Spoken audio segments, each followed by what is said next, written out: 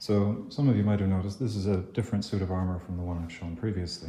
I want to talk about a couple of things that are different from it. For one, I've used a nicer cord, which takes a heck of a lot more time. It takes a heck of a lot more time to do this weaving using thin cord rather than thick cord. A major design change I've made is I've added these side plates here.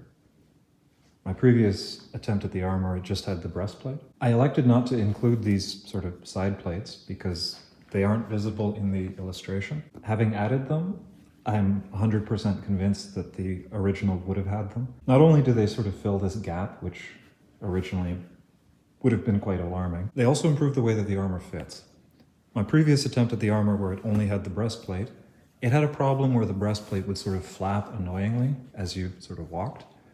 And if you tied it down, anchoring it here as well as here, it interfered with the way that the apron moved as you walked. With the side plates, it prevents the breastplate from flapping. It also has the additional benefit of contacting the backplate when struck. So some of the force of an impact when the breastplate is struck is transferred into these side plates.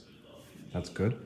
Some of the impact from there is transferred into the backplate, which is excellent. These make the armor significantly more functional. So the other change I made was, so the breastplate and apron, as with my previous attempt at making the armor, are made out of ash and hickory. With my previous attempt, I made the backplate out of spruce, just because it was what I had available. I ran out of good pieces of ash to make it from. With this one, I made the backplate out of ash as well. This has taught me that that's the wrong thing to do, because ash is about twice as heavy as spruce, and all this extra added weight so far from the body makes the backplate extremely unwieldy. With my other recreation of the armor with a softwood backplate, the backplate isn't all that encumbering, it isn't all that inconvenient. This is very inconvenient. So all that tells me that with the originals, the backplates would indeed have been made of softwood to cut back on weight. Probably cedar, as I think that's the lightest commonly available wood, or the best strength to weight ratio. Ash would not have been used for the back. I can say that fairly confidently. And those are the only significant differences between this new suit and the older one.